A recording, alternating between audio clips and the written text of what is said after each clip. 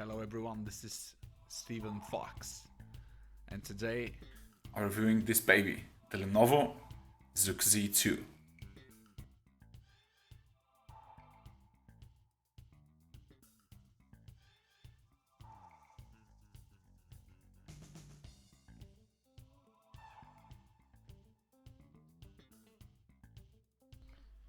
naturally just take a look at the device. It's a very compact 5 inches flagship with Snapdragon 820 and a Samsung camera. It also has USB Type-C and fast charging supported. Inside the box there's just the adapter and the USB Type-C cable, and this is what I get. This is the Zuk Z2, or also known as the Zuk Z2 Plus in some regions. Right, the Zuk Z2 is a great phone. It's the cheapest Snapdragon 820 phone available in the market, and I might even say it's the cheapest flagship on the market. This phone comes in black and white. I naturally got the black version. Very slick and glossy finish. It does attract a bit of fingerprints and dust, but it looks and feels very nice, very solid in the hands, and very stylish and minimalistic design with just the Zuk logo on the back. And of course this USB Type-C and the U-Touch navigation button on the front.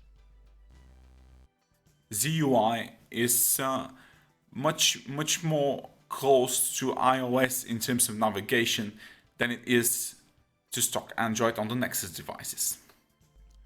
Navigation is possible only using the U-Touch Home 1 and All button. As you can see, it's also programmable. I've programmed it with just a slight hold of the button to drop the notification shade, and the notification shade is only for notifications. A single swipe up will bring the settings and tasks menu, and a single swipe on your left will push you through the fitness and health tracking app, which is really good. And the Zuk Z2 can even measure your heart rate by the camera sensor, which is really odd, but it actually works. And here you are, you can see how you can customize the home button in the settings. And here am I using the navigation with U-Touch, just back and forth through the menus. Display options are very nice. You do have also a night color. This is the blue light filter. I don't know why everybody chooses to call it differently. I think it's some sort of proprietary thing whatsoever. You can have a warm, cool, or neutral color to the display, and there's also a double tap to wake, but I don't use that since I use the fingerprint to unlock it. And one of the very strange things is that some menus are hidden within other menus that are not generally there. Like for instance, the notification, as you saw, was hidden in the sound settings for the notification of your apps, which is weird, but kind of makes sense in a way, since it's a sound that notifies you most of the time. It's still, there's quite a few menus that are just in different places than you're used to with most of the Android, including the camera settings. As you can see, I'm using the slow motion FPS, switching between. By the way, this camera has absolutely great slow motion, great video quality. And this is the lab features from Android Nougat. You can use split screen and screen recording, but you have to enable them in the lab features. Now this is running the latest ZUI 2.5 from China. My phone did come with the international ROM, but I immediately flashed the Chinese ROM, as I do with all devices, and I urge you to always use the Chinese ROM if you know English, and generally use your phone in English. And here it is. You do have some sort of customization options. They're a bit limited, but very cool nonetheless. One thing that's really different is that your lock screen wallpaper is just like a portrait, and you can switch that, and I'll show you. You can see it stays as a portrait, which was really awkward at first, but I kind of liked it a lot later on. It feels really good, and then you can just set wallpaper to set the actual wallpaper, and display quality is actually really good on the Zuk Z2. Now let's talk about the goods in the Zuk Z2. I was really surprised with the build quality of the Zuk Z2. I was expecting something a little less flagship-like, a little less stellar, but the Zuk Z2 is nothing short of amazing at this price point.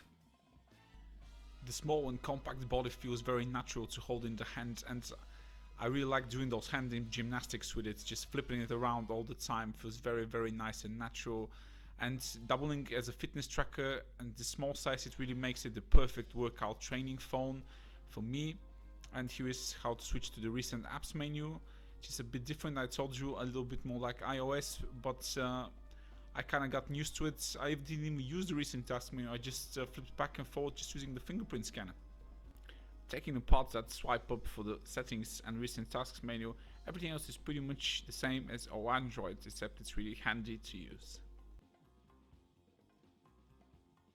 UTouch navigation system is really something new, guys. I really enjoyed browsing through the web, switching to applications using just the fingerprint scanner. It's very intuitive and a bit addicting, I might add.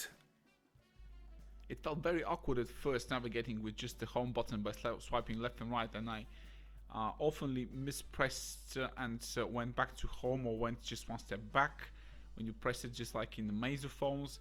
But after using it for 3-4 days, I got a hang of it, and really scrolling through your recent apps with the fingerprint scanner is much faster than, you know, pulling up the notification shade, browsing through all your tasks and then switching a specific task. It really is much faster, and generally I have 6-7 apps open in the background. I can switch through them pretty quickly with just 2-3 very fast flicks of the finger. And since this has Android Nougat with the split screen mode enabled, makes for absolutely great multitasking on my phone. Here is my profile photo. You can find me on Facebook. This is me, and as a few photos I've taken. Very good camera, which I'll show a bit later on. And here is me navigating with just my finger. I'm doing it slower than usual just for you guys, so you can see what's going on. Tracking back and forth through your apps is really good, and then pulling down the notification shade by just holding your finger on it. And when I just hold it, it locks and then unlocks. You can see, swiping to the camera, it's my recent app, then back to the other apps that I've used. Very intuitive and really refreshing, this type of navigation, and once you get a hang of it, really fast as well. And of course you do get more traditional kind of navigation. And here is the split screen multitasking and how it works. Since this is a 5-inch display, you cannot tinker with the size of the windows. It's just half and half, but that's more than fine since this is a small device, and it's really very thoughtful, since if you try to move it back and forth, it just doesn't feel right because this is a smaller display.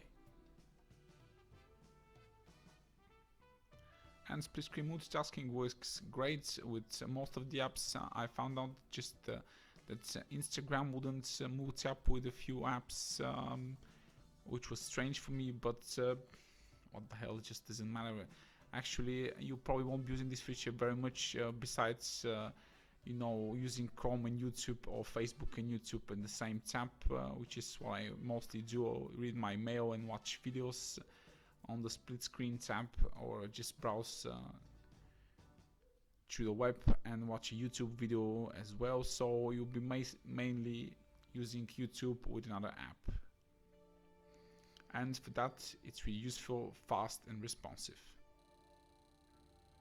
It's an outstanding media phone, and the battery is 3500 mAh, lasts very long, and you'll be very satisfied with it. Either you're browsing the web, viewing media, or playing heavy games, this phone will run great for you and will definitely satisfy all your performance needs.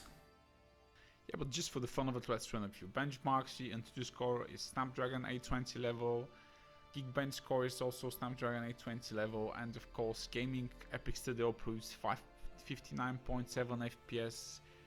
Great gaming performance, and the storage bench is a bit below par, but that didn't really affect general performance in absolutely any way at all.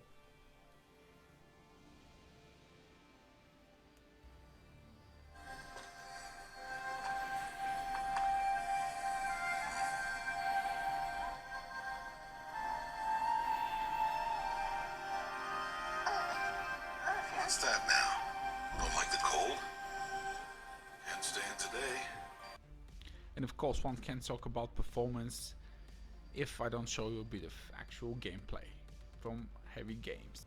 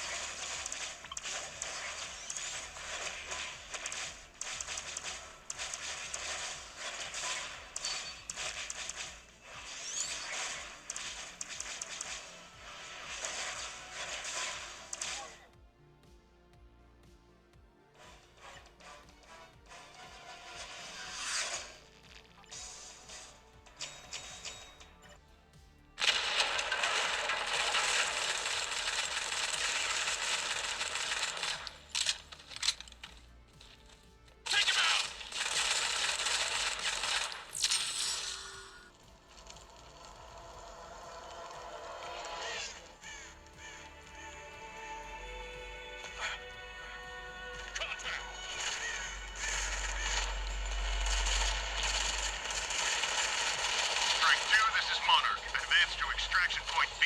Over. You heard him. Come on. Got company. Keep on firing. Shit! Chopper!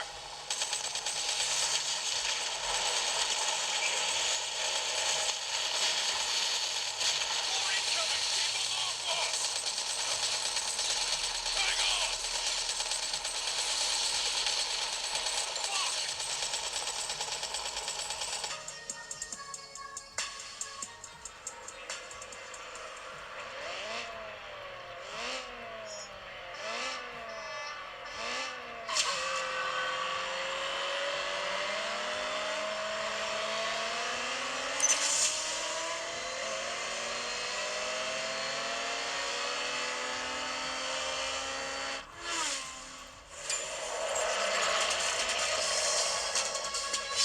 Now let's talk about the Zuk Z2's camera. The 13 megapixel Samsung sensor has a large pixel size but the f2.2 aperture, and I was really surprised by the results because they were actually good. The camera interface is very neat and clean with only what you mostly use. There's not like really heavy features in here, but everything that's in there is done very, very well. Switching to different modes is very easy, and this camera really thrives in video quality.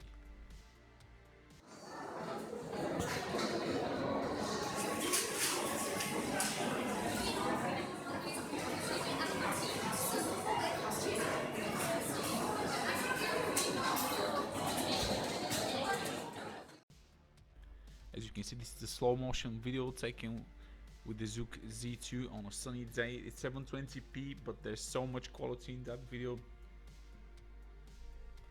Definitely above, very much above the price point here. And there is another sample just because I really loved the slow motion feature, and you can even slow it down to 960 fps, but it's just for 80p. But the results again are really staggering. And about the auto mode, it's really great. Now, for a good lighting situation, auto mode is perfect, and you can adjust the exposure just like in Huawei devices and Xiaomi. And picture quality is very good. The camera is really snappy in taking a photo. Very nice looking images, very detailed, even if the colors are a bit on the cool side for my taste. But even if it's outdoors or indoors like this, the camera does take absolutely great photos with lots of quality and details in them.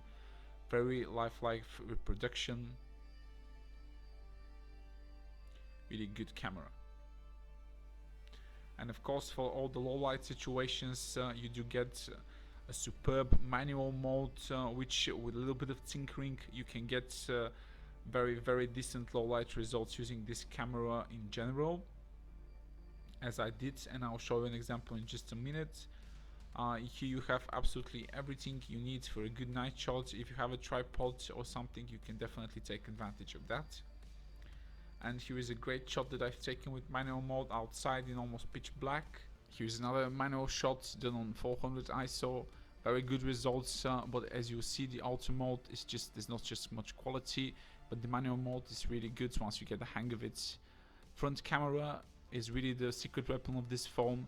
Stunning front camera, large pixel size, 8 megapixel camera, absolutely great selfies here, and the boy and girl beautification mode really works well.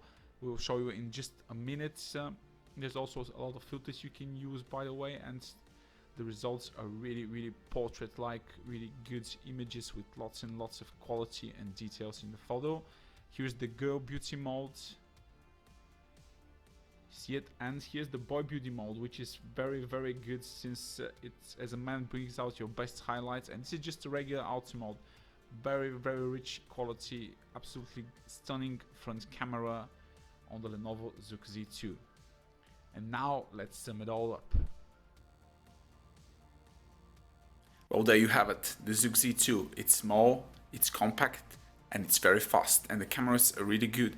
I really do recommend it as a very good Xiaomi Mi 5 alternative. I really hope you like my reviews. I'll be doing a lot more later on. I'll be doing the Xiaomi Redmi Note 4X next, and the Blackview P2 with a massive 6000 mAh battery, And after that, of course, it's the Zuk Edge that I've also ordered. And I'm doing it all for you guys. I'm buying these phones from the retailers, so I get this absolutely same experience as every customer. I'm not one of those reviewers who just gets a special product sample sent by the company with better quality, and then the product line is absolutely different. I'm not one of those guys. I just review the retail units from the shops. If you have any questions on any of my reviews, don't forget to comment. Ask anything you want. I'll try to respond as much as I can. And as usual, if you want more, Stick around.